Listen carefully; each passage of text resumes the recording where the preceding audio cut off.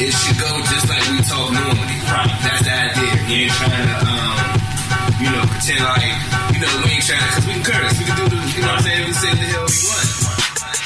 You are listening to the Barbershop Sports Talk podcast via SoundCloud.com and the SME Network. Hit us up on Instagram at Barbershop Sports Talk Podcast. Also on the Facebook page as well as Twitter. Hit us up on the Twitter at Barbershop SPOR 2, and through email at barbershopsportstalk1@gmail.com. I'm Trey Fraser. That's Maestro Styles over there. Yep. What's good, homie? What's going on? Man, great week, man. Like I told y'all, man, my daughter finally got on that basketball court, and she looked exactly how I expected her to look. Lost. She didn't know what the hell she was doing. She ran around the court. One thing the coach told me after I talked to him after the game, he was like, she ain't necessarily got it there strength-wise yet, which I respect. She only 5, this her first year. But one thing she will do is she'll run them drills. So she's really good at running up and down the court. I worked with her. I'm going to start working with her at least once or twice out the week, you know what I'm saying, trying to get her strength up so she'll be, ready to take some shots maybe by next season. But, shouts out to my baby. Love you. Outside of that, man, music is good. Life is good. Everything good, man. What's good with you? Hey, man, all's good, man. It was kind of a quiet week for me. My son started daycare for the first time this week, so he was a little, timid at first, but once he got in there, did his thing, he had lunch with the rest of the kids and played recess with the rest of the kids. He took his 2-hour nap, so that went well. Man, I gotta give a quick shout out to all the fans and to all the listeners on the SME Network that listen to the Doug Stewart Show Thursday mornings, and obviously our show airs right after his show at 12 noon on Thursdays. Just got to give a shout out to all the people that listen. And I had an opportunity to go in the chat room while the show was airing just to kind of integrate with the listeners and chat with them and talk about the podcast and everything like that. Couple shout outs. This cat named Cuddy, he's an old school cat on there. And this cat named Chief Rocker Jersey Vern. Shout out to my mans. Shout out to this cat, because it sounds like we finally got his ears. We got him listening now. And I noticed that last week as I'm in the chat room, and he's throwing little, jabs here and there, and, I'm, responding to him. And at the end of the day, he, we came through and was like, yeah, you know what? It's all good. It's all talk. It's all love, whatever. But, man, I had a chance to listen to his podcast after. Yeah, shout out to him, man. And before you get started, I just want to say shout out to everybody doing their thing. Shout out, appreciate the love, man. And keep the love coming along with the criticism. And I'm going to call it criticism. I don't want to assume that is people hating. Let's say criticism, since people don't feel like I'm sensitive about hate. It's criticism. Hate is love, in my opinion, man. So I appreciate it, all the hate, all that. Keep all that shit coming, man, because we growing. Yeah, it's funny you said that, because I said in the chat room last week that all the criticism's welcome. We don't shy away from that. Anything good, bad, what you think, what I think, it doesn't matter. All criticism is welcome at the Barbershop Sports Talk podcast. But getting back to my man, Chief Rocker here, and shout out to you again, because I had a chance to listen to your show live after our taping, and I noticed that you had some things to say about the Barbershop Sports Talk podcast. Here's one thing I'll say. Look, man, we're not barbers. We don't cut hair professionally. And we don't own a barbershop. I don't cut my hair, nigga. I got dreads, homie. Yeah, I got a bald head, so I don't go to the barbershop. I shape up my sideburns every now and then. So I'm sorry that we disappointed you, that we didn't come the way you would have imagined. I'm sorry, but this is how we do our show here. We bring the barbershop atmosphere to sports podcasting. That's what we do. We say whatever we want, however we express it, how we feel. It's no different than what you do, homie. And look, that intro music, the Chief Rocker song, hey, I'm digging that. Some old school hip hop right there. Surprised that you played the entire song, but I was bopping my head to that joint. So, hey, big ups to you for that. Yeah, shout out to you, man. Hey, we good. I don't know. I don't know if Bama's think I'm salty. I just don't be in chat rooms. So I'm not salty with nobody. I ain't sensitive about none of that shit, man. End of the day, I'm looking to get paid for talking about what the fuck I want to talk about. So I ain't hating. I ain't upset with nobody. Keep that criticism coming, man. I mean, we gonna build, you gonna build, and we gonna do what it do, man. At the end of the day, we all are somewhat tied to the hip, but doing this SME thing. So shouts out to y'all, man. We gonna keep on building, man. Shout out to my nigga. He was probably dead with my nigga Kool Herc when hip hop was invented, man. So shout out to you, bro. Oh yeah, no doubt about that. Yeah, let's get into some baseball, Maestro. Let's talk about this Dexter Fowler thing that took place last week. So just to give you the backstory on this here, played for the Cubs last season. Obviously, Cubs had an amazing season, got to the NLCS, got swept by the Mets. So Dexter Fowler is a free agent. The Baltimore Orioles, who are looking for a leadoff hitter, Dexter Fowler was that guy. So apparently the O's offered him a 3-year, $33 million contract, which in some reports said that they agreed verbally over the phone, or, through, handshakes, or I don't know what. But apparently it looked like Dexter Fowler had some pretty cold feet and just decided, hey, you know what? I'm going to go back to the Cubs and sign an $8 million contract for 1 year. Now, 2 things about this. Actually, 3 things about this. One, as a Yankees fan, this has me smiling because I got to play this team 18 times a year. Number 2, it seemed like the difference maker in these negotiations was the opt-out. See, the Orioles did not want to put an opt-out clause in this contract because, look, if you want to pay for a certain player, you want to keep that player for an extensive period of time. So I get that. I totally understand where the O's are coming from. And number 3, if I'm Dexter Fowler, if I know that I can't get an opt-out with the Orioles, why continue to talk with Adam Jones, outfielder for the Orioles? Why continue to give the impression that you're going to be playing with the Orioles? It sounds like a DeAndre Jordan type syndrome, where it's like, I want to play for the Mavs, but I got to change of heart. But I'm not going to say nothing to Mark Cuban. I'm going to just go back to the Clippers. It sounds like that whole thing's happening here. Yeah. So I got 2 problems here. One problem here is that Dexter Fowler's agent threw the Orioles under the bus here, saying that, this is irresponsible, that they would put this information out there when it's not written in stone, and blah, blah, blah, blah. Mm-hmm. Well, here's what I would say to the agent. Your client turned down a $15.8 million from the Cubs when he was trying to re-sign with the Cubs early in the offseason. Right. So why would your client turn down that much money and then give the impression that, hey, I want a bigger, payday? Yeah. Which in this case, 3 years, $33 million. That's an average of $11 million a year. But I'm sure that there's some other incentives, some bonuses that go along in the contract. Mm-hmm. So I got a problem with the agent throwing the team under the bus when your client declined the money from the Cubs that they were offering.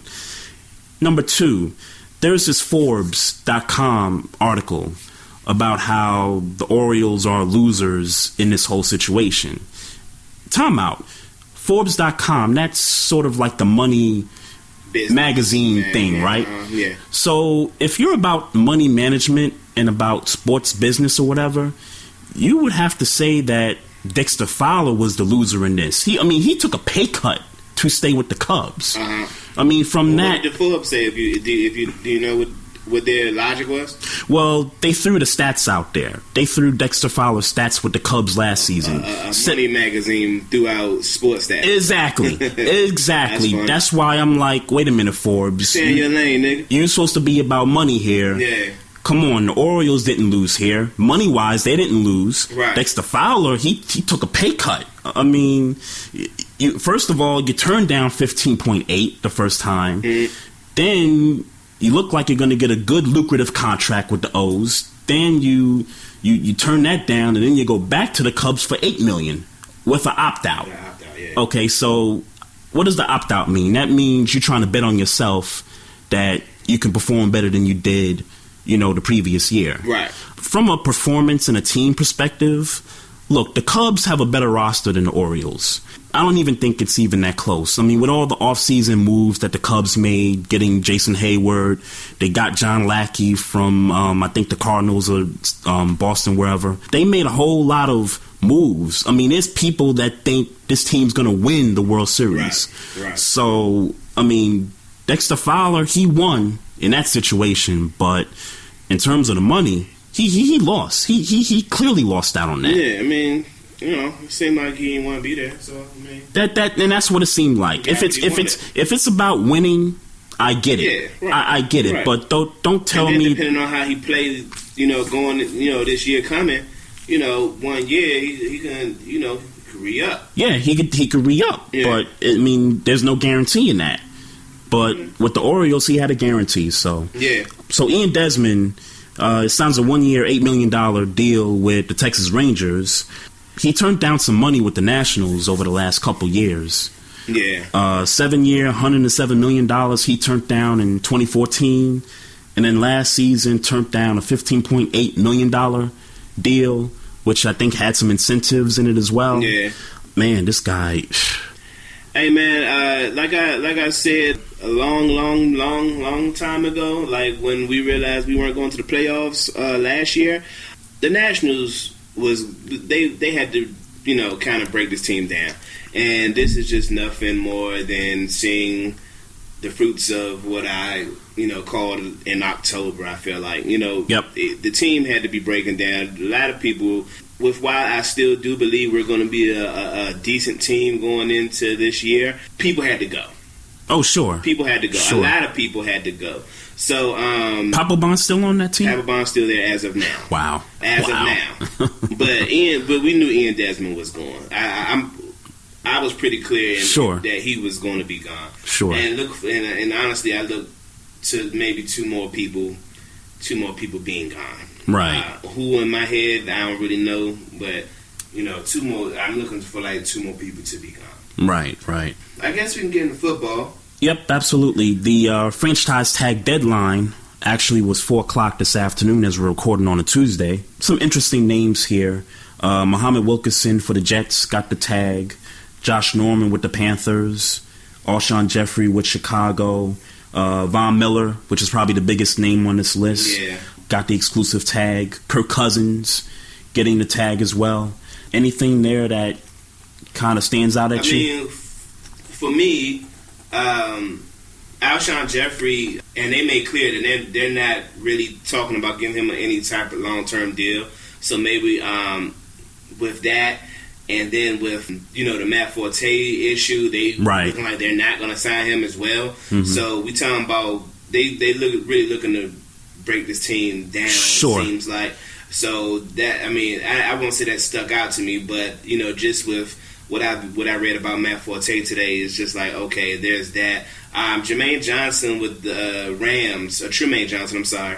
He got the franchise tag, and I know last week we talked about the idea of they were trying to franchise one, give one a long-term deal, and then maybe get a quarterback. Yep. Now it's looking like Janoris Jenkins, who was the odd cornerback out, may not even sign with the Rams. And wherever he goes, you can expect him to get a big deal. No doubt. But I thought it was interesting that how things changed within the week with Johnson being the franchise tag guy, which honestly, who I thought was going to be the guy that got the franchise tag. Mm-hmm. I thought they were going to give Janoris Jenkins the long-term deal. He seems to be the more proven cornerback at this point. Right. So I thought he was going to be the guy to get the deal, but it seemed like he's not even going to get the deal. I try to make it as short as possible. I mean, Eric Berry, I think if you had to think about who we saw coming, Eric Berry is probably the guy we saw coming. No doubt. Yep. Kirk Cousins. Kirk Cousins is in an interesting position, and I promise I'm gonna keep all this short. Go ahead. He's about to make $19 million this year for doing absolutely.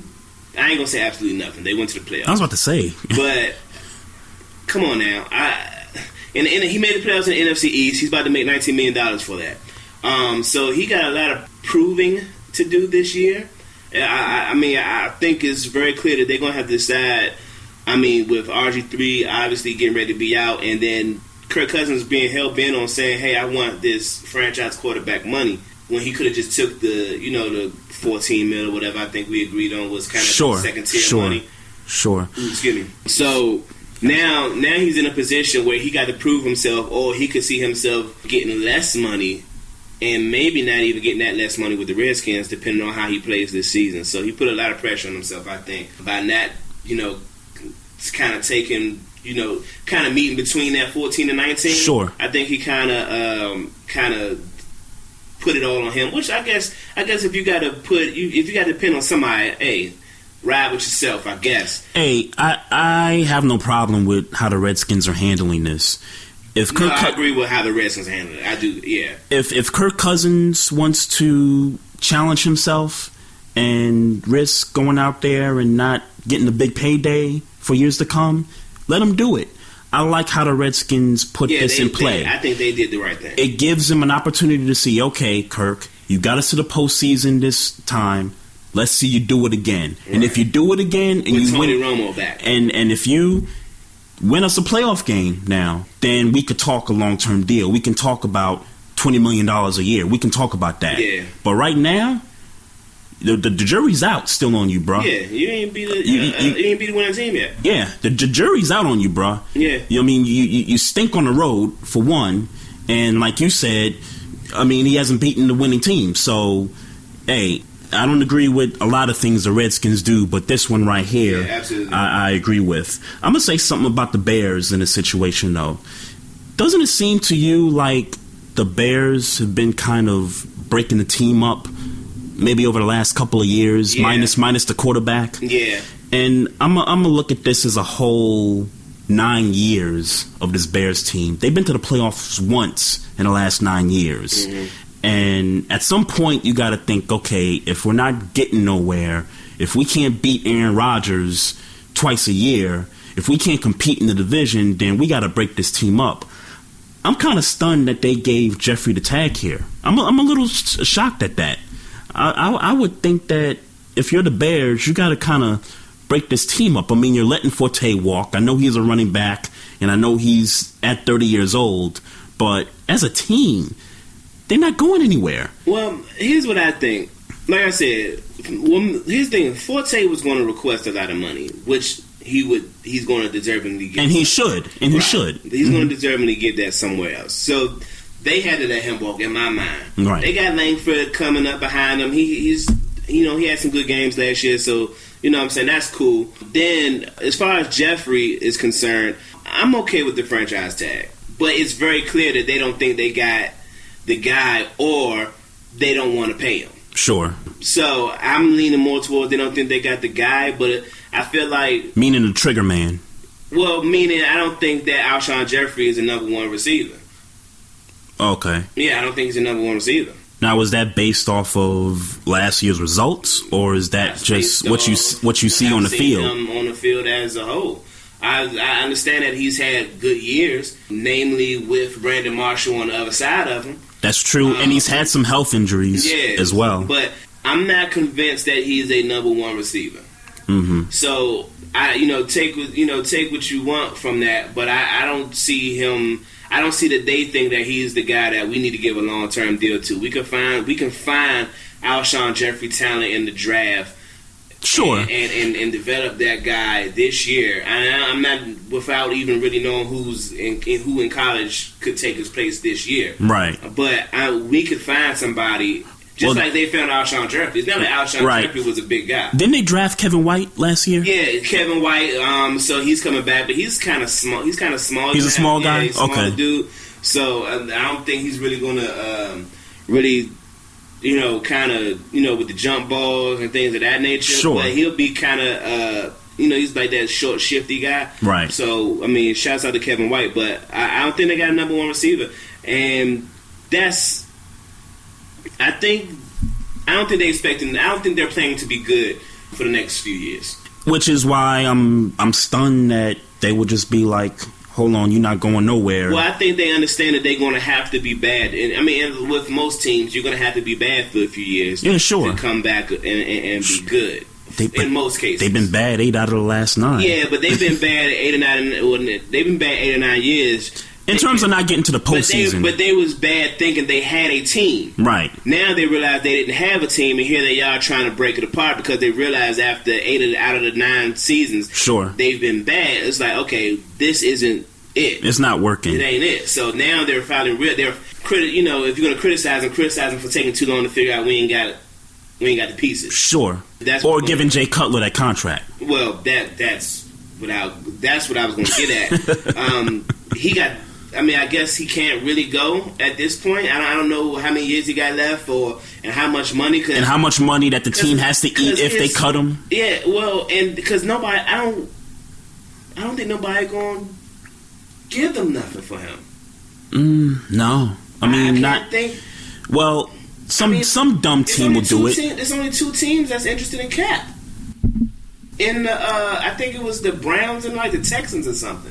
So right. There's only like 2 teams interested in Cap, and Cap, I'm confident in saying that Cap is at this point a higher, has a higher ceiling than Jay Cutler. I agree with that. Yeah, so I agree if with you only got 2 teams looking, I mean, especially with the evolution of this dual quarterback, man, I can imagine what it's going to be like out there for Jay Cutler. Yeah, but he might. I mean, if you're talking about second string quarterbacks. I mean, and as much as I don't feel like Jay Cutler, he could back up somebody. But do you feel like that's disrespectful at this point? And I was just in my head saying, man, that's disrespectful. That sounds real disrespectful. It's disrespectful, but come on, Jay Cutler has been to the playoffs 1 time. Yeah, no, with the Broncos. And no, he didn't. You sure? I'm positive about that.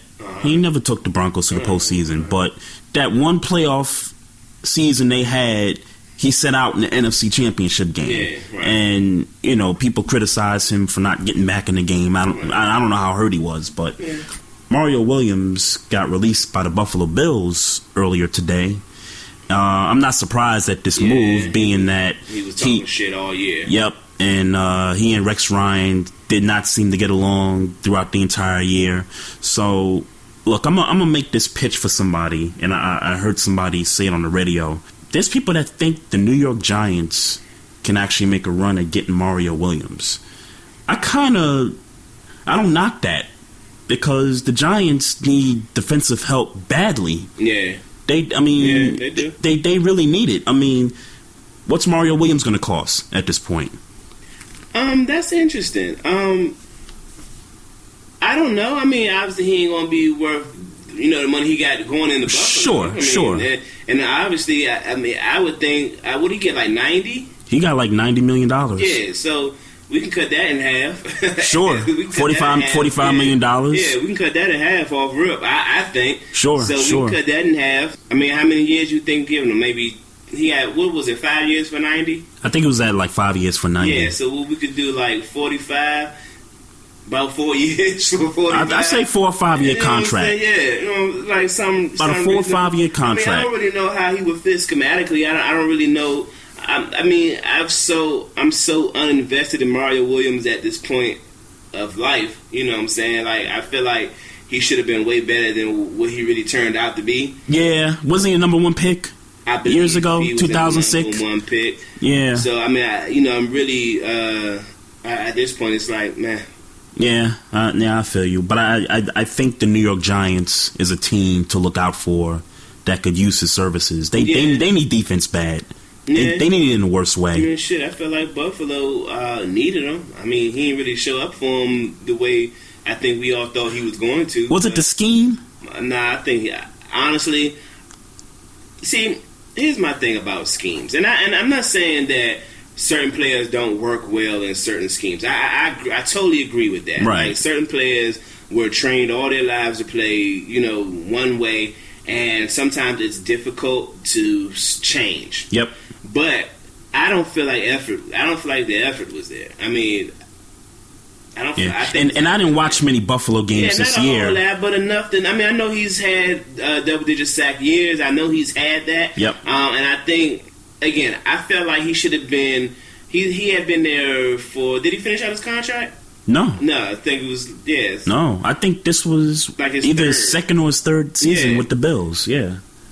I feel like he should have. I feel like he should have did more in these 3 years. I don't feel like. I don't feel like he should have been at this point saying we need to cut Mario Williams. Sure. Because anytime you get Rex Ryan to coach a team, you're like, oh, this is a match made in heaven, and it didn't turn out that way. And then, if I'm not mistaken, they ran a 4-3 before Rex Ryan came. That's true. So now, with that, and they were efficient the year before. Yeah, they were very efficient. So with that switch to a 3-4, that's probably where all the dissension came. But like I said, I still feel like before Rex Ryan came, Mario Williams should have been better than what he really was. He was still like quietly doing. I feel like he should have been one of the premier pass rushers in the game, and he just didn't turn out to be that way. Yeah. So when he didn't turn out to be that way, and then Rex Ryan comes, tell him he got to change up.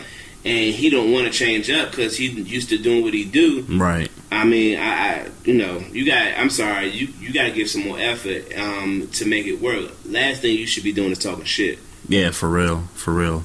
Getting to this Colin Kaepernick stuff here, his agent came out and wants to request a trade from the 49ers to another team. Yeah. We talked about Kaepernick the last couple episodes. And shout out to the homeboy in SME.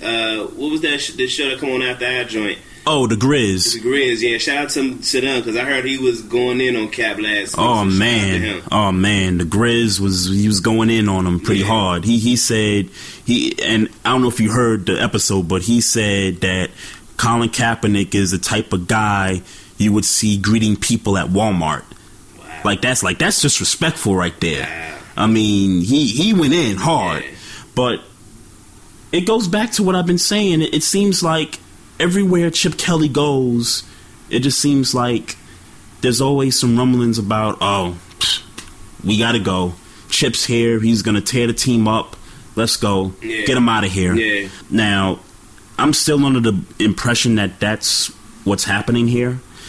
And the fact that 49ers management is just been god awful since they jettisoned Jim Harbaugh out of town. Yeah, I mean, well, he wanted to be gone because I feel like his heart was still broken over Jim Harbaugh. Yeah, everybody wanted. Yeah. Look, you saw what happened. Patrick Willis retires. Justin Smith retires, and a bunch of all these other guys. Yeah, right. They ready to go. Right. And actually, I heard it was a left tackle who retired last year with the 49ers actually filled out papers to be reinstated. So he might come back to the 49ers this year. That was, I guess, that was a way of getting out of a contract. Maybe. I'm not absolutely sure. Yeah, that's what it sounded like to me. But, so that's that. Colin Kaepernick. Here's the thing. He might have seen what was going on in Philly. I mean, and I get he wanted to leave before Chip Kelly came. I get that. But now it seemed like maybe some pressure got turned up. Like, he trying to get up out of there. Yep. It's a good possibility, and I don't know, if Chip Kelly and Kaepernick have had a conversation yet, but I know last time I heard about it, they haven't even had a conversation yet since he's been hired as the head coach. Not surprised. That's the problem, and Kaepernick got to feel some kind of way about it. Sure. He might feel like Deshaun Jackson him. And before he get Deshaun Jackson, let me go ahead and get on up out of here. I want to be next to Ness and Nitty anyway. You know what I'm saying? Life is love in New York. That's where the whole Jets thing came from. Right. So I mean, like, go ahead and get me up out of there before this shit get messy. Right. Now, the other side of it is that I believe with Kaepernick, Hyde, that's right up freaking Chip Kelly alley. That I said that. Yeah. I was like, that's the type of quarterback that can run his system. Yeah, and you know what I'm saying? So it's amazing it's amazing that Chip Kelly got this stigma on him where, I mean, if my theory proves correct, that he got this stigma on him where it's like, damn, I don't want to, if I'm black, I don't want to even work for this dude. Yeah. You know what I'm saying? True that, man. Because had he not had this stigma on him, you would think with Chip Kelly, how Chip Kelly has turned, bad quarterbacks into, serviceable quarterbacks. Right. That this would be the resurgence of Colin Kaepernick. Instead, he don't even want to be there. Yeah. And watch, Maestro, the season comes around, and it wouldn't surprise me if there's an Anquan Bolden, Chip Kelly feud of a type. It wouldn't surprise me. Yeah. It would not surprise me, and they'll cut him, and, that'll be it. So in your mind, is Kaepernick gone? In my mind, I would have to think that, because the 49ers own his rights right now. Yeah. So it's pretty much in the court of the 49ers front office at this point. I think he stays. I think he's going to go. I think he's going to go because already it seems like there's friction already. And Chip Kelly love that. And yeah, he loves it. But the team as a whole is a mess, from the front office to the team to just everything. They're a mess right now. If I'm Kaepernick, I want to get out too. Peyton Manning, is this dude going to retire? Sit your old ass down, man. Sit your ass down. Angry man for Martin. Sit your ass down.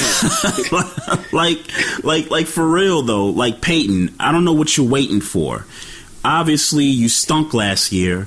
You got injury issues. You got this shit with the sexual harassment. You got this shit. Like, man, get out. Get out. You good. Now, I wanna bring a point to you, Maestro. I think, and I don't know if this is true or not, but with all that stuff that resurfaced about the sexual harassment stuff at Tennessee resurfacing again, do you think that Peyton Manning is trying to see what the waters is like out there? Like, okay, if I hang it up for good, I'm really trying to do X, Y, and Z. But in order for me to do X, Y, and Z, I got to get this cloud over my head. Nah, because one, there's no way in hell, there's not a team he can go to that's going to make him fit, that's going to make people feel like, yo, Peyton Manning back, he about to do this, Sure. If he retires, he gonna have to deal with this one. He gonna have to deal with this one time. One major time. Let's say. Right. He's gonna have to deal with this one major time, and hopefully that would be on his own terms during a press conference or something of that nature. Right. He gonna have to deal with all these allegations and all that one big time. He can go get his job at ESPN or wherever, and he could sell nationwide insurance. He could do all that. He could sell Bud White. Now, if he comes back, let's say he goes to LA. Mm-hmm. My God, LA. First of all, LA is LA. Second of all, he's Peyton Manning. Third of all, new team, new city. He's going to be the marquee superstar. So every time he has an interview now, these allegations are going to come up. We're going to have to talk about this story again for some reason. Mm-hmm. Then, in the small inner workings of the world, there's going to be a little Jamie Narwright enthusiast that's going to feel like, ooh, let me pop something else out of the story. Sure. Let me do this. Let me do that. You know what I'm saying? That's he's not trying to let this die. Right. And people looking for a come up is going to be like, yo, long as he popping, we popping. Right. You know what I'm saying? Right. So it's in your best interest. Get up out of there. Go ahead, let it die off. Like I said, deal with it majorly one time.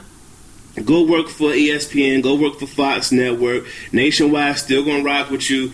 Papa John's is damn sure gonna rock with you because the commercials is too fire. Right. You know what I'm saying? So it's like, yo. And none of them sponsors pulled out yet. And who's to spend like they've been spending this since 1996. There's nothing that's gonna make me think they're not gonna be able to spend it now if he would just retire and let it go. Right. But you do agree that his decision being held up whether to play or retire has something to do with this whole thing at Tennessee. I don't know. It's playing a part someplace. I don't know if it does. I don't know. But if he decides to play, who who besides the Rams, because we know the Rams are interested, who shoots at Peyton Manning? Oh, nobody. Nobody shoots at Peyton Manning? With the way he played last season, with the way he, sat on the sideline injured. Cerebral Peyton Manning, nobody shoots at him? No. I think, and unless that team had a defense comparable to Denver's defense, I don't see anybody out there going after him. That's fair. Because that's what you're going to need. If this is the same Peyton Manning that you're going to get, that's what you're going to need. That's the same Peyton Manning you're going to get. I mean, I'm sorry, I don't see. Like, I remember this time last year when we did this, and we thought they were going to make the playoffs, but it was like Peyton Manning's still going to be bad. Yep. I feel like we all thought that Peyton Manning was still going to be bad. Here we are. He's still bad. Yep, still bad. Don't let Peyton Manning. You hear this, don't let Tom Brady gas you, young. Tom Brady has not been hit the way you've been hit. Like, hasn't had not even hit, just injuries really. Because Peyton Manning ain't really been hit too tough. No, he hasn't. And just given the past 2 years, Tom Brady's probably been hit more than Peyton Manning. Right. But you're not Tom Brady, my nigga. And take it how you want to take it. You're not Tom Brady. And to be fair, Tom Brady's only had the ACL injury. I mean, the really one major injury. That's what I mean by you're not Tom Brady. And Peyton Manning has had like 3 neck surgeries. Yeah, plus what happened to him last season with the foot. You're not Tom Brady, my dude. Tom Brady is in shape. I mean, not in shape. In health is the better way to say it. Right. But in shape too. Shit.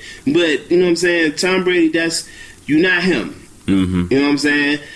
Given with that, Tom Brady 2-year extension, whoop-de-damn dude, we knew, you know what I'm saying? He want to play ball. This guy don't want to quit, man. Knows Belichick is there. I mean, it's not like he's not playing ball. I mean, 36 touchdowns, 7 interceptions last year. I mean, what? Yeah, nah, what can you argue with? He's playing elite football, no doubt about it. So, Father Time coming, though. But Father Time's damn sure coming. He's coming. Hey, before we get to the basketball stuff, I just got to address the Trent Richardson signing. Oh, yeah. That took place last week as our show was actually airing on the SME network here.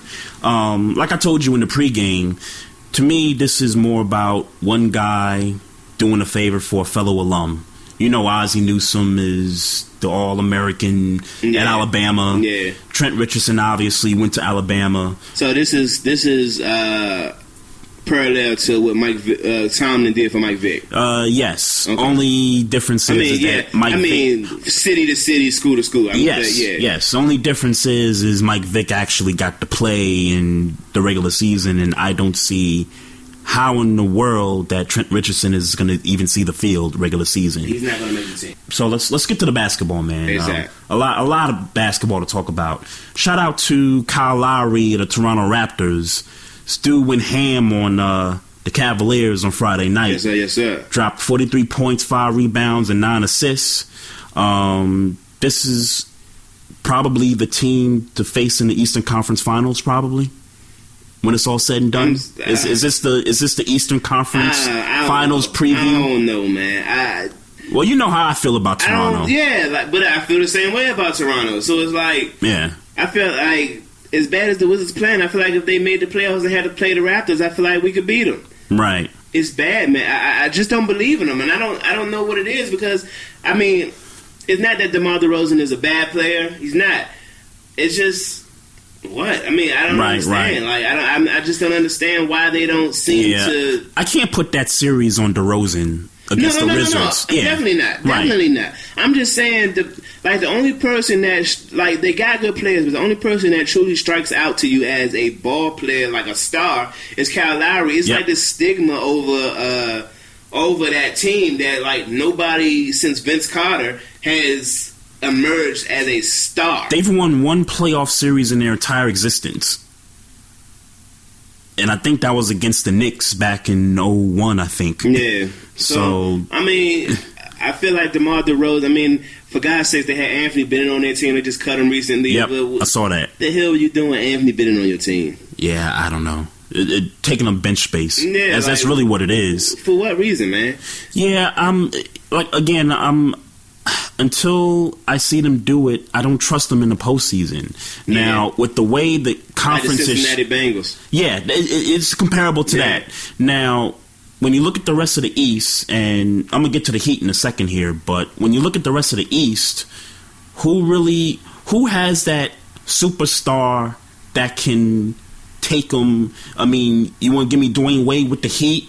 Dwayne Wade? I mean, can he take his Heat over the top and get to the conference finals? Maybe. I mean, is it the Bulls if they get everybody healthy back? I know we talked about this earlier in the year, like the East was, they were better this year. And as the season's progressed, man, they're looking like the same old East to me. It's looking like it. They had a good start, but they're looking like the same. But not record-wise. I think record-wise, they're still in the 500 and above range, but I get you. The feeling of it is it's like... It's still the same. It's like, y'all niggas not popping. It's the West. It's the West, man. Sure. I mean, and I think we're pretty clear on, who's going to do what this year, at least as far as predictions. I think we all are pretty clear that... I mean, I don't know where you at. In terms of... The Warriors winning the finals in my mind. Yes. Yeah. Yes. I don't know how But now what I need to see, because we only seen one game of them and the Spurs in that matchup a few weeks ago. I think they play 3 more times. I need to see how the Spurs respond to that beatdown they suffered the last game. Yeah. If the Spurs could hang with this team, then I might change my stance on who's going to win the West a little bit. But to me, it's Spurs, Warriors, to a certain extent, Oklahoma City, and we'll get into that game in a little bit. Yeah. Joe Johnson, he got waived by the Brooklyn Nets. I figured it was about time because, the team is not doing anything, and, obviously they gotta rebuild that team. No doubt. They did get I'll be honest with you, I think that does kind of help the Heat. Joe Johnson. I was going to get into that. I definitely think that helps them. Obviously, the Nets, they're trying to get rid of that big contract, and, good for them. They also got that guy from the Spurs to run the general management position. I can't remember the guy's name. I think his first name's Mark. I can't remember the guy's last name, but I think Nets fans are looking at the fact that they got a guy from the Spurs, which is arguably the best franchise in sports right now. Right. So, in terms of the Heat, like you said, I think it makes the Heat better. Obviously, no Chris Bosh for God knows how long. Mm-hmm. Dwayne Wade still balling. Hassan Whiteside still balling. Justice Winslow, getting some minutes off the bench. I like this fit. And Amari, and Amari Stoudemire is getting some play time also. Yeah. I mean, he's not making that big of an impact, but he's there for experience, and that absolutely, playoffs. Absolutely. I get it. I like the Heat. I don't like the Heat to beat the Cavaliers, but I think if somebody's going to give them a run, I think it'll be the Heat. Okay. I just think Winslow is coming along. Whiteside is a force to be reckoned with. So they can kind of Bosh. Obviously, they can kind of pending his health. I tell you what, that could be a 7-game series. I'm thinking that could be a 7-game I think Whiteside series. gives them a big matchup problem. Well, their front court is comparable. Mm-hmm. So then you got, then there's left with the backcourt, and I think just Kyrie Irving kind of beats everybody in the Heat's backcourt. But I think if you can get enough play out their front court, you can make it interesting. Sure, yeah. I think the Heat have a big advantage in the front court over the Cavs. Well, I don't necessarily think they have a big advantage. I just think that they can give them some rec. Yep. I think they can give them some rec. Because, you could make the case Hassan Whiteside has been playing like an all-star for certain portions of the season. Yeah, I know he got hurt, and I know he's, a little immature, but he's had his moments. There's stretches where he'll average a double-double, and there's also some nights where it's like, okay, what was that? Tim Duncan, he moved into the number 6 spot for rebounds for all time. Passing Karl Malone. So the 5 that's above Tim, you got Wilt, Bill Russell, Kareem, Elvis Hayes, and Moses Malone. Do you think that's where he stays at number 5? What's funny? I looked at the list earlier today, and I don't know how much longer Tim Duncan's going to be in the league, but at best, if he does play another year, I think he can get to the number 5 spot. I think he can pass Moses Malone. Okay. Yeah, I can agree with that. I think he can do that. And again, I don't think the margin is that big. I don't remember. It's definitely not that big. Yeah, I don't remember the exact number Moses Malone had, but I think if Duncan can play another year, I think he can surpass him and get to number 5 there. Right. This news about Ty Lawson, Houston Rockets. Apparently, they're looking for a buyout from the Rockets, and bought it out. They bought it out already? Bought it out. So now we're trying to figure out what's a good fit for Ty Lawson. Well, who needs a point guard? The Knicks. The Knicks. Oh man! And they need and they about that. They about that action. They about bringing kind of people that got issues. Past. Yeah. You know what I'm saying? So yeah, the Knicks could use it. I mean, I'll be honest with you, man. The Heat. I know they got Dragic has been doing some good things for him. I don't think the Heat could use him. I think they could use a little pistol starter. Yeah, kind of like what Nate Robinson was for the Bulls that year. Use a pistol starter. Yeah, I can see that. And then for me, I'm thinking in the minds of they got to compete with the Cavaliers, and Ty Lawson is not in any realm of Kyrie Irving, but he could chip at it. No, that's true. Yeah. That's true. Yeah. Or what about a team like the Pacers? I think he could spell point guard? George Hill. George Hill is still their point guard? Yes. God. Yes.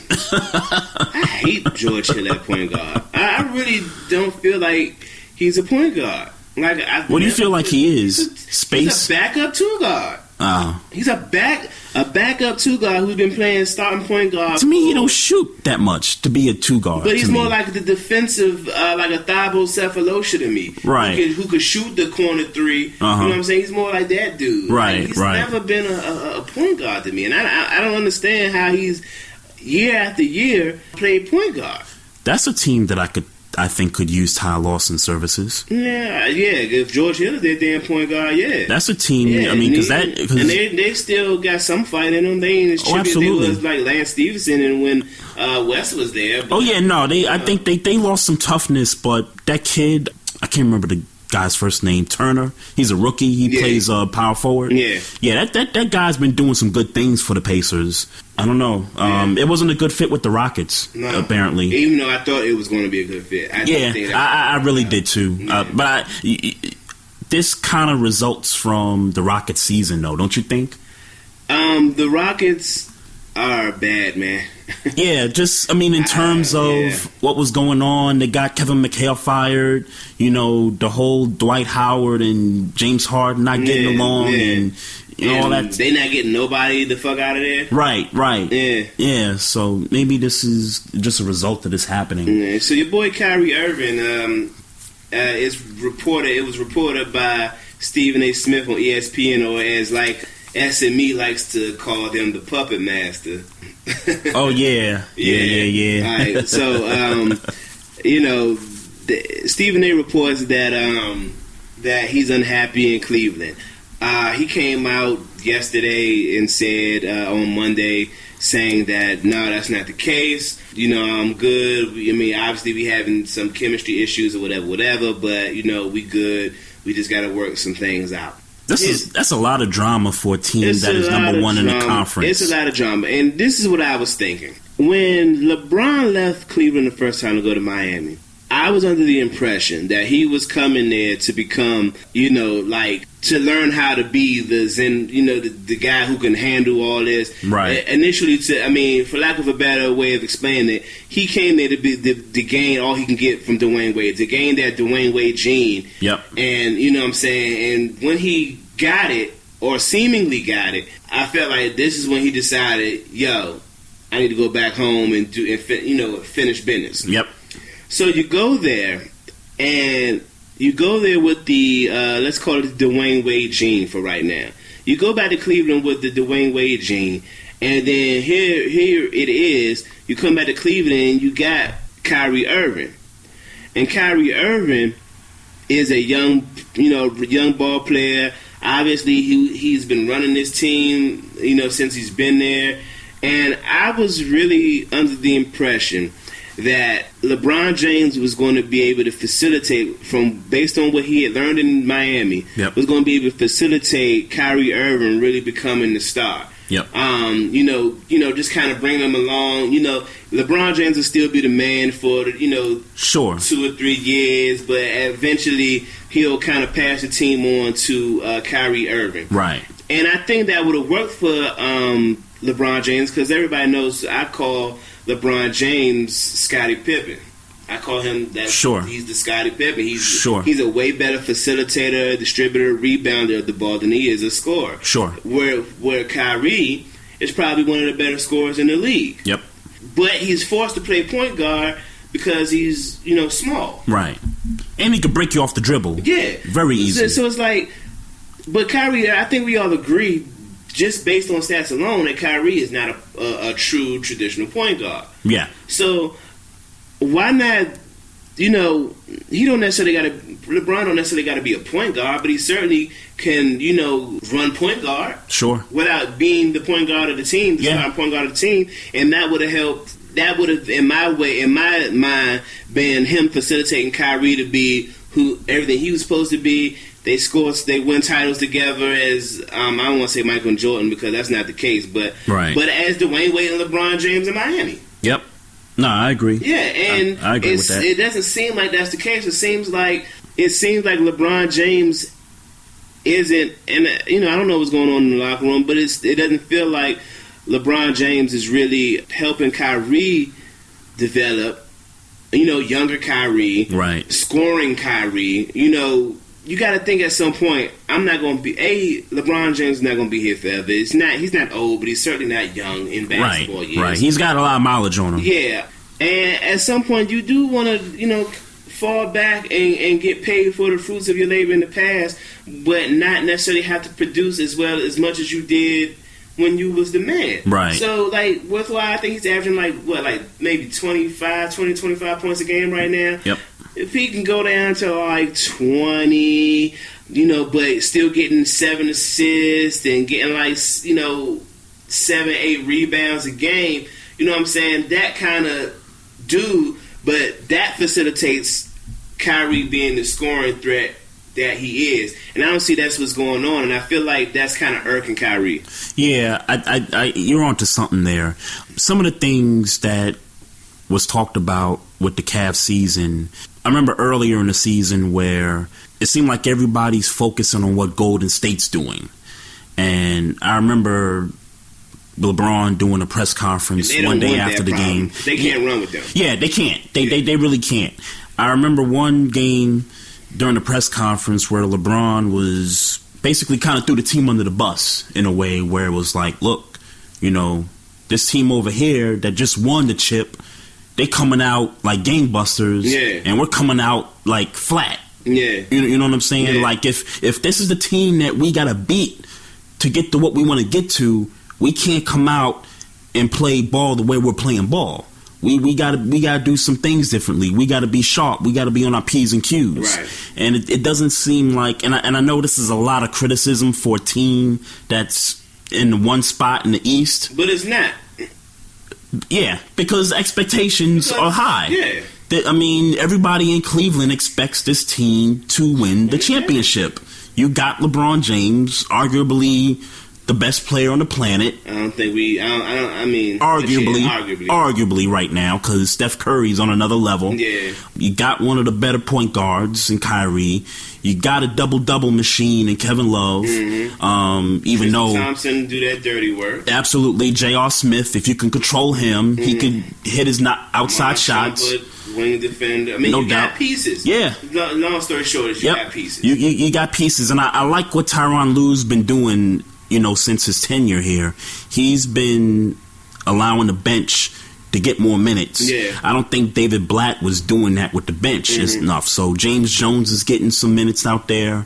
I guess Mozgov was getting some, even though to me Mozgov is just a rim protector. Yeah. He's nothing more than that. Yeah. Mo Williams, who's out for a couple weeks now with an injury here. So, and Dellavedova, he's a pesky defender. He has an okay shot. He's a decent defender. Notice how I said he has an okay shot. I believe that he's a decent defender. I don't want to he's very pesky when it comes to defense. They got pieces. It's all about when you get to June. Can they put it together? It's chemistry. That's all what it really is. It comes down to that. And if you're not gonna have a shot if y'all not working together. Yeah, true that. So the Knicks, my beloved New York Knicks. So this little thing that came about between Carmelo Anthony and Amari Stoudemire. So the Heat and the Knicks, they played a game a few nights ago when the Heat beat them at home, obviously. And Amari Stoudemire, he played about 20-something minutes in the game. Mm-hmm. And this was his first game back at the Garden since being released or traded from the Knicks. Right. So, obviously, New York media, they love to get attention. They love to spark up something. So they asked Amari, how do you feel about Jeremy Lin and the whole insanity thing that was, that inspired everybody in 2012. So apparently Amari said that, if Jeremy Lin had stayed with the Knicks, things would have been cool. But everyone wasn't a fan of him being a new star. So he didn't stay long. And so he also went to say that Jeremy was a great guy with teammates and then he put in the work. And everybody was proud of him having the moment that he had, just, coming out the D-League and, making an instant impact. And at the time, D'Antoni was the coach at the time. Right. Everybody didn't want that moment for him. That's what Amari, said in a statement. Mm-hmm. So, obviously, the New York media, who's always looking for a story to tell, they think this is a shot at Carmelo Anthony. And so, obviously, Carmelo's got to defend himself and say, hey, look, this was 5 years ago. We talking about right now. I don't have a comment on what he thinks about, what happened, years ago. Now, what I would have liked Carmelo to say is that, hey, look, we loved having Jeremy Lin on the team years ago. Right. I would have liked for him to say that just to kind of take the pressure off of him, but he didn't say that. So, obviously, media is going to be... They spinning it. They spinning it so hard. Look, if it's anybody that's being targeted with what Amari said, it's the Knicks front office. Because, and I go back and I'm going to be done. When Jeremy Lin was a free agent after Linsanity, the situation was go out there, get an offer from a team, come back, and then we'll match the offer. Right. So what happened after that was he went to the Rockets. They offered him some money. He went back to the Knicks and said, hey, the Rockets are offering me X amount of dollars. Then his agent told Jeremy Lin, hey, look, you can get some more money from the Rockets. They do that. Dolan gets offended and is like, you know what? You were behind my back. Right. The hell with you. Get out of here. Yeah. And, Linsanity died after that. It died. It died faster than it started. Yeah. You know what I mean? So when I look at what Amari's saying, he's talking about the front office, man. I mean, you can try to spin it and say it's Carmelo, Melo, but come on. Let's be honest. When Linsanity was popping, Melo was on a bench nursing an injury. Yeah. You know what I mean? Right. And when all that was going on back then, Melo was the one guy cheering on the team. I mean, look, I'm a Knicks fan, diehard Knicks fan. Melo was all for what was going on there, despite the change in philosophy and the changes in coaches, because Woodson came in after that, and it kind of, changed up a whole bunch of stuff. So, Melo's, he's getting a raw deal. I don't buy that.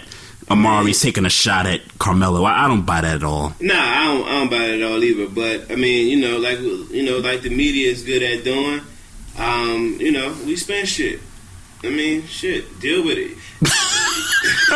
You should have answered the question better, nigga. Like, like I said, he should have just said straight up. Look, shit don't get spent on Peyton Manning until now, right? Because he know how to answer questions. Yep. You know what I'm saying? Nah, that's true. Yeah, that's true. You gotta handle that. Yeah, This is. I'll be quick here. This is what Melo also said. He said, I have no comment on Jeremy Lin. If he was becoming a star, we should embrace that. We didn't embrace that? ? He said, if that was the case, I'd be upset with KP, Porzingis he's talking about. But I doubt he's talking about me, so I highly doubt he's talking about me. Melo, just say, Just look, shut up. yeah. It wasn't necessary. It was unnecessary to say that. You asking for media spin. Exactly. Just say, look, I love Jeremy Lin. It was a great time. We lit and that was it. But But Amari taking shots at that front office, no doubt about it. Should he have not, at least back when he was there? Yeah, and just to remind you, when we got Amari, that was Amari's team. Yeah. Before we made the trade for Melo. Right. And Amari was averaging about 27 points a game before Melo got there. And then came injuries but all that to say is that it's not like the Knicks have been a storied, franchise for how they handled how their team operations work. Sure. So the Knicks had are a reason to be critical is more so what I'm saying. Oh yeah, absolutely. Times it feels like they're trying to make some better steps now. Yeah. But then they was on one. Draymond Green, and we're gonna tie all this into a nice fascinating conversation. The Warriors beat the Thunder this past Saturday in overtime, 121-118. Draymond Green didn't score a point. But he had 14 rebounds. I think he had 14 assists. 14 assists. Okay. Yes. Yeah. So he had a good game. He had a double-double, like he always does. Right. So halftime, the story as I understand it, they was in the locker room. Steve Curry was showing them video of something that happened, and he was kind of pointing out that Draymond Green didn't do something right. Sure. Draymond Green immediately took offense, said something to the effect of, "I'm not a fucking robot. You know what I'm saying? If y'all want me to shoot the ball, just tell me." Womp, womp, womp. He started getting, I guess he started getting hyped, whatever. Steve Kerr asked him to calm down, and he says to his coach, "Come over here and calm me down." Alright. Wow. Nah, he was screaming, he was cussing. I don't know the exact quote, but he was, but the "come calm me down" had profanity. Lisa Salters, who was doing the sideline reporting or whatever, said she has never heard nothing like this ever in all the games she's done. Players apparently had to restrain Draymond Green, like he was I don't know if they was saying that he was coming up to Steve Kerr like he was about to put hands on him. Right. The Bama took his shoes off. Was like, "I ain't playing in the second half. Fuck it, I don't care." Whatever.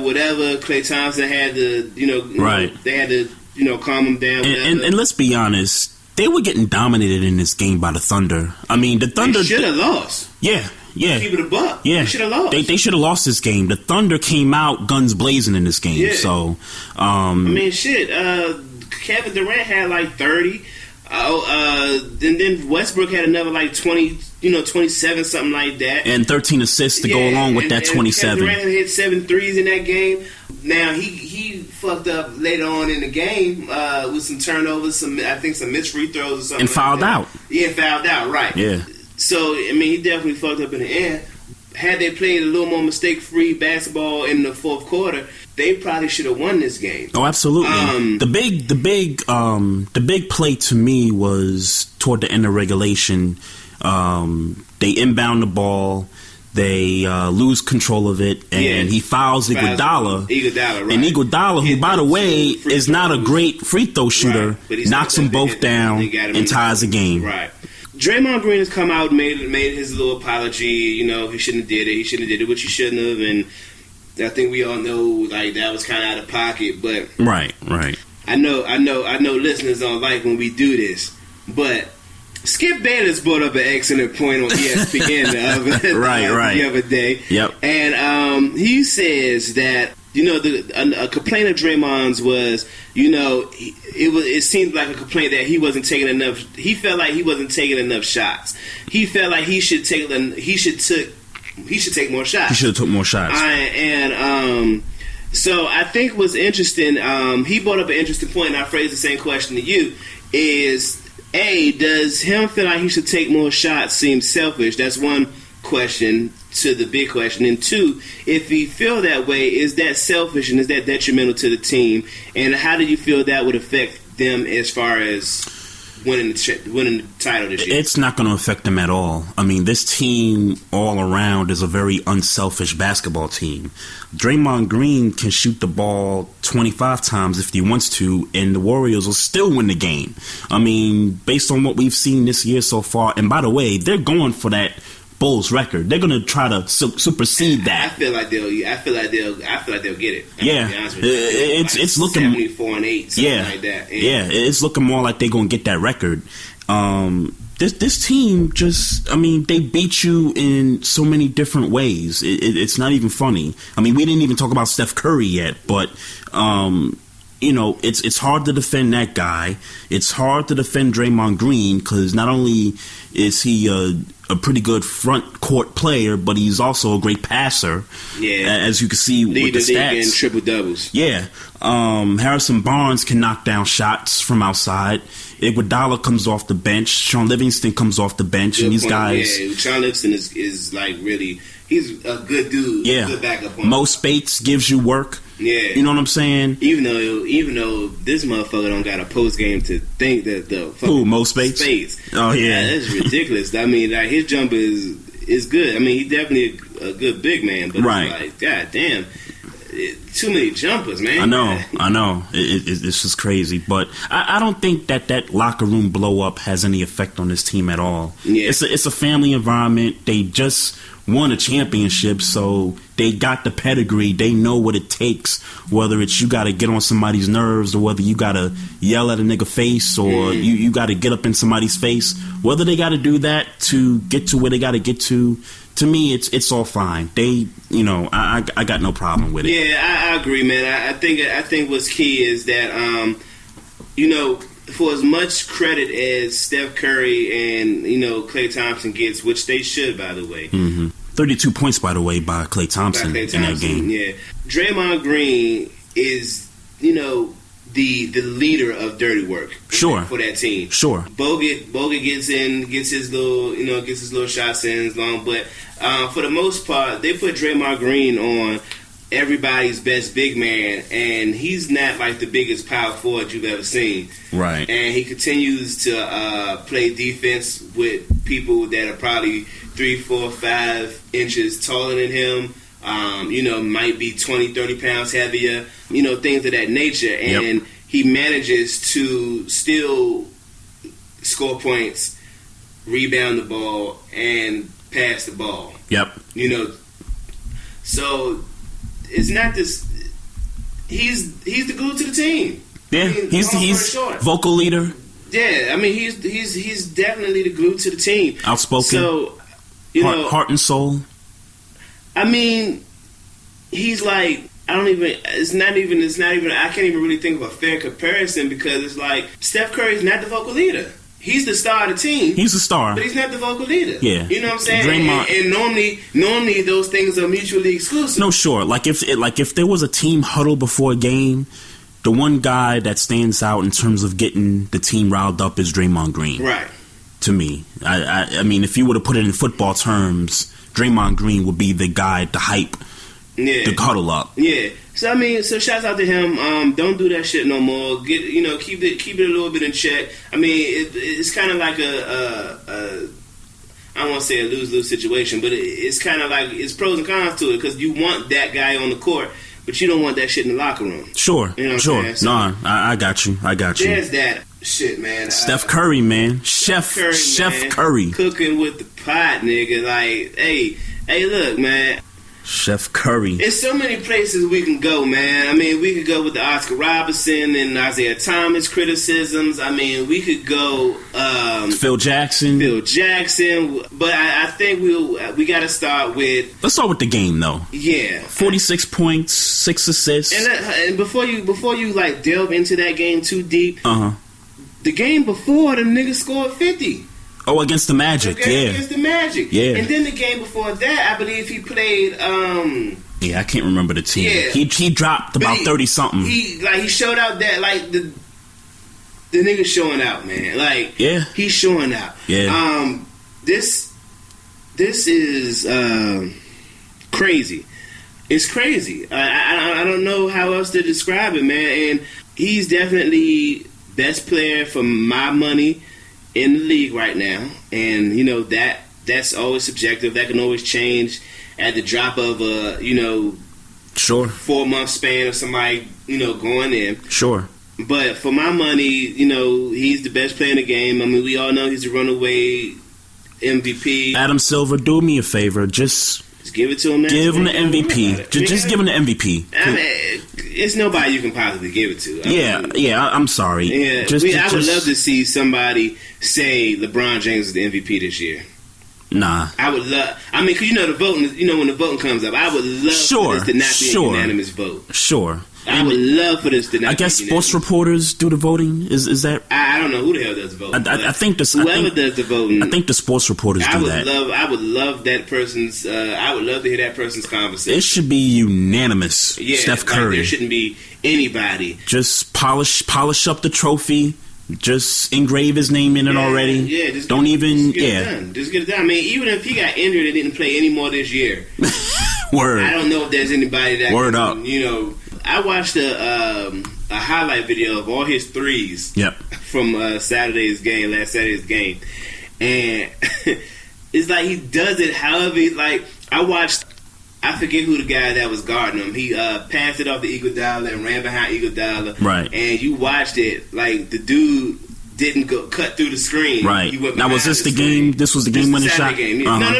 This wasn't. This was just like I think it's like second highlights? Quarter or something. Oh, okay. It was like second quarter or something. But I was just sitting there watching like all these shots. Majority of these shots are contested shots. Yeah. Yeah, man. How do you defend this guy? Because if you get in his face, you put a hand up in the air, he's going to make the basket. And the rules in today's game is like, you can't even blow on the guy. Well, I'm going to give shots. I'm going to give credit. I'm going to give shots out and out to the OG Doug Stewart because I was listening to the show today.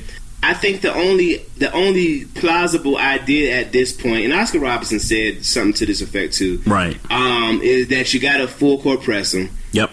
And you got to get physical with him. Yep. Now, will the league allow that? That's the question. The only thing you can do at this point is fucking try. Because there's no bad boy Pistons in this league. There's no 90s New York Knicks. There's no 90s Indiana Pacers. There's no team that can play that physical of team ball. The Spurs have Tony Parker, I believe. Is Patty Mills still there? He's still there. Patty Mills there, and then a third point guard. You remember back when Shaq was the man, and we had big men who just came in the game to use up the 6 fouls. Right. We're gonna have to move that to the point guard position. Now, why is that? Because they're gonna have to guard Steph Curry. Get point guards that's just gonna get physical with him. We're not counting on him for points. Right. We're not counting him for nothing. All we doing is using your 6 fouls on Steph Curry. They need to find a PJ Brown or something. No, but it got to be somebody that could actually guard him. Sure. You put a big man on Steph Curry, they're getting shook. They're not even going to touch him. Yeah, that's true. Point guard, because even if you press him up front, he's going to shake you and he's going to blow by you. Point guard got a better chance of staying in front of you, fouling you, bumping you, pushing you. Right. You know what I'm saying? Getting physical with you, or even like a Lance Stevenson type of taller. Yep. Guard. No, that's true. That's a good point. I'll give props to the OG Doug Stewart said. That's a good point. That's a good point. I'm a rock with that.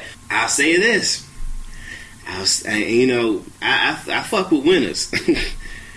True that. Who's to say they still gonna stop him?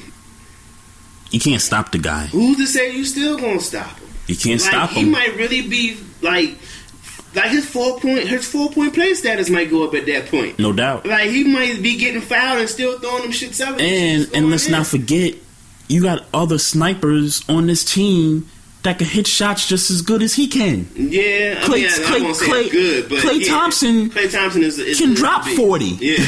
You know what I'm saying? Iguodala can shoot threes. Yeah. Harrison Barnes can shoot threes. This team is built to where they can't shoot. Yeah. No, you're right. They can shoot. I mean, their big man Spates don't even have a post move. Right. So I'm with you. But But that's the only thing, and that's the only thing that I can think that hasn't truly been explored. When he gets the ball, full court, 3/4, press him. Yeah. Make him work. Make him have to do all the crossing up. Sure. So hopefully, by the time he gets to shoot that 40, make that him work. 38-footer, Yep. his legs are tired. Or like I saw in the Oklahoma City game, there were times where somebody like a Russell Westbrook would make Steph guard him. And make Steph, and I know Steph's a good defender. I know it's gonna work. He's a good defender. No, he is a good defender. But if you can make him work, like make him play defense more and more and more, kind of like what they used to do to Steve Nash. Yeah, if you can make him do that a lot more, maybe you got a shot. Here's why I don't think that's gonna work though. I would think, because that's an easy thing for me, an easy adjustment for me. Right. I think that Steph Curry is smart enough to know what he can and what he can't do against Russell Westbrook. I think. Right. Because he's a pretty good defender, but he hasn't become a pretty good defender by guarding everybody. Right. I think he picks and chooses his spots and knows, okay, I can do this to get this, and I can do that to get that. Right. You know what I'm saying? So when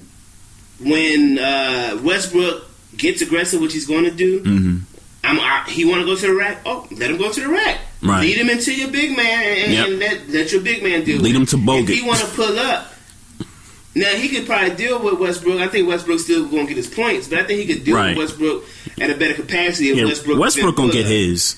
And if in pull-up mode, I think he got a better chance of shutting down Westbrook than, if Westbrook was in, hey, I'm going to the rack. Right. He can't deal with him on that mode. Sure. And even if Westbrook went to the rack, he's going to dish it out to somebody, I'm sure. No, I think Westbrook would go to the rack. I mean, not that he's not capable of assists, but it's not like he's like this great assist guy. Oh, yeah, he's not shy. He's not shy from dunking on you. He's not shy at all. Yeah. You know what I'm saying? So, I think that's where that is. So let's deal with with the OGs. The OGs of the game here. The OGs. All right, so do you have a problem with what Oscar Robertson and Isaiah Thomas had to say? Let me say this. No, I don't have a problem, but I'll say this as respectively as I can. Just because they know more about basketball than I will ever, yes, I'm embellishing, ever know about basketball. But just because you know so much about basketball doesn't mean that you can't be wrong. Right. I'm not saying he's right or wrong, because I obviously just said, hey, Oscar Robertson said full court press him. It's at least worth a try. Sure. But, who's to say that Curry wouldn't get through that shit? Right. Yeah. I mean, who's to say he wouldn't get through it? Nah, agree. Isaiah Thomas went with, I forget what Isaiah's quote was. I wish I had it up. Long story short, they went with this whole, nobody's physical. These coaches nowadays don't know much about defense. And if he was in the old days, he would, here's what I would say. Steph Curry and is the best shooter I've ever seen. Right. I think for most people's money, OGs and young people alike, he is the best shooter we've ever seen. Pure shooting. I'm not that pure shooting. Pure shooting. Yep. Okay, so there's that.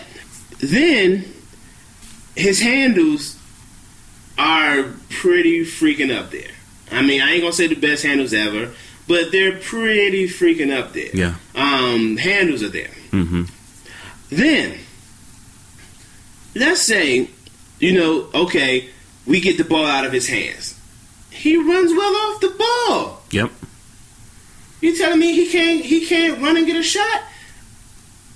I'm not a believer in that. So what I'll say is this: I don't know how well he'll fare back in the day. Right. But if I feel confident enough to say that Jerry West ain't never seen handles like that, I'll be confident to say that Isaiah Thomas hasn't had to guard handles like that. If we're talking about back in the day, handles, and then we're forgetting a bigger point here is that the league has changed from the 70s, the 80s, somewhat early mid 90s into what the game is now. Yeah. They don't allow physical play, and even if you adjust your defense to allow for physical play, the refs are going to call it every time. Well, I think what the OGs is talking about is if he went to the 90s or the 80s or the 70s, where you could be physical, he wouldn't be as successful. And there is some truth to that. Yeah, there is. I believe there is some truth to that. I believe there is. But with the way you could clothesline guys, I mean, if he was to take it to the rack and Bill Laimbeer was standing right there, he could clothesline. He would get clothesline. But here's what I believe about Steph Curry's game. Mm-hmm. He wouldn't go to the rack no more. That's true. That's true. He wouldn't go to the rack no more. Yeah. And I promise you, if Bill Laimbeer got to come out to the 3-point line and guard Steph Curry, you talking about a motherfucker that's about to get hurt. Right. Ankles. Everything. Let's not play this game like Steph Curry ain't nice, you know. Like, I get it, you know. I get it. But we saying it like Steph Curry wouldn't be able to adjust to that game, right? Because that game, quality of play, I like 90s. I like 90s ball, but right. I grew up in the 90s. I mean, shit, Oscar Robertson might like, you know, his style of ball better than 90s ball. Or, right. You know what I'm saying? Or, right. You know what I'm saying? So, I mean, it's subjective. It's always like, it's like what people say with music. Sure. Like, we're 30 now, and I have this conversation all the time. Like, I like, Young Thug ain't my favorite rapper, but he got bangers. Yep. Now, people my age, I think you fit the bill. You don't listen to that shit. No, I don't. You have no interest in that shit. No. When your son grows up and he listening to Thug or whoever hitting Pee-wee, Yo Gotti, whoever, I don't know. When you listen to them, you gonna be like, when you hear your son listening to that shit, you gonna be like, what the fuck are you listening to? Right. You young kids with your pants hanging off your ass and your Hermes belts and all, you know what I'm saying? That's how that's how I would imagine when my daughters get older, I would not have so much tolerance for Young Thug. I think. Yep. You know what I'm saying? So, or whoever the motherfucker that's hitting that time. Sure. You know what I'm saying? So it's always subjective. I think while there is some validity to maybe the substance of the game, there's also validity to the ways the game has improved. And I think what's important is that we try to find a balance. Otherwise, we sound like bitter old men. Yeah. And look, what Oscar Robertson said. And by the way, not to say that Oscar Robertson is a bitter old man. Right. He's not. I would never disrespect him or Isaiah Thomas in that. They right. OGs, Hall of Famers, play the game. I think Isaiah Thomas could still, if in his heyday, he could transfer his game to this game and be effective. Sure. So that's not, so it's certainly not a disrespect call. Right. But I think they're not paying enough respect. And maybe I'm not listening to the interview in its full context. Maybe they give props. But it don't seem like they giving props to how the game has evolved. They only talk about how the game, the flaws of the game now. Sure. No, I get that. I don't have a problem with what Oscar Robertson had to say. He was asked a question and he gave his honest answer. And I commend him for answering the question. The guy asked him, "Hey, what do you think about Steph Curry and how this game has evolved and what the game of basketball is today?" He gave a true, honest answer. He's not wrong about it in no way, shape, or form. Well, I don't want to say he's not wrong. Well, he's not wrong for expressing his opinion. I'll say I don't agree totally. Right. I don't agree totally. Okay. Yeah. I just think that we're just in a different era of basketball. The rules back then, they're not gonna allow the physical play like they did back in the day. It's just, look, if you ask me, I'm a Knicks fan. I love the 90s Knicks when they got physical. Look, you ask me, would I rather have the physical basketball or today's basketball? I want the physical brand of basketball. Because that's how niggas used to, get down on the court. You probably still play basketball. Catch an elbow or two, a clothesline or something. Right. You know what I mean? But, Now, getting to Phil Jackson's comments here, there was a comparison made to, what's the guy's name? Chris Jackson a.k.a. Abdul Rauf. Mahmoud Abdul Rauf. I'm going to go with Abdul Rauf. Mahmoud Abdul Rauf. I remember back in the day playing NBA Live on Sega Genesis. I think I had his basketball card. Yeah, but I used to play with the. I think it was when he was with the Grizzlies. I don't remember. Right. But I see the dude. I see him there. Abdul Rauf. I would never try to pronounce his first name. Mahmoud. The dude, did you ever? I sent you a video of him playing against Jordan. I had a chance to take a look at the video, and I also had a chance to go back and look at some of Chris Jackson's highlights when he was in college and when he came into the league. And I'm going to be short about this because we're running out of time here. What Phil Jackson was trying to say was, in his comparison from Steph Curry to Chris Jackson, is that Chris Jackson had the quick release. Chris Jackson had some of the moves that Steph has now. In terms of stats, totally different. Yeah. Totally different. Yeah. And I think Phil Jackson was trying to, I guess, retake back his statement, which I don't think he had to do, because I didn't think he meant that Mahmoud Abdul Rauf was Steph Curry back in the day. I don't think he was trying to say that statistically. Well, I don't think he was trying to say that. I think he was saying that we've seen this before, and I mean, I'm gonna take it at his word. He said we've seen this before. Yep. We haven't seen this before. We haven't. Yep. And that's just the bottom line. You just haven't. I didn't watch him in college. Yep. But like I said, I watched the game, the Nuggets game against Jordan, and his release ain't as quick as Steph Curry. At least in the NBA game. Like I said, I didn't watch the college game. Right, the college game, he had a pretty good quick release. He had a good release. Yeah. But it wasn't Steph Curry's release. He had some dribbling moves. Sure. But Steph Curry had the luxury of watching what we call and one mixtapes. Mm-hmm. And he was able to, learn some of them tricks and then incorporate that skill that it takes to do the tricks into the game. And that's why his handles are so deadly, I think, now. Yep. Where Abdul Rauf didn't have that. He had some moves. Yep. No, I agree. Definitely had some moves. I agree. I don't think we've seen this before. Abdul Rauf is damn sure not the shooter that Steph Curry is, period.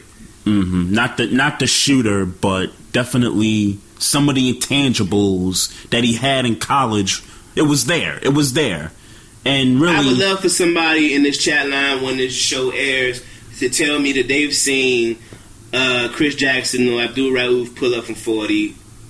No, but again, it's not so much about the stats, and I know that's not a stat line. Yeah. Pulling up from 40, I think that's not a stat line. Again, a motherfucker that got the audacity to pull up from 40. That's a coach's nightmare. Steve Kerr had a fucking timeout. Yep. He could have called timeout and drew up a play. Yep. Nah, we got it. Nah. He pulled up from 38, dog, when he could have called a timeout. And if you were in that building that night, you should have known the moment that ball got in that boy's hands. This motherfucker before the game. That he was going to shoot it. Yeah, this motherfucker before the game. And by the way, that leans more towards whoever said do the trap. You should have been trapping. Right. But this motherfucker pulls up from the stands every pregame.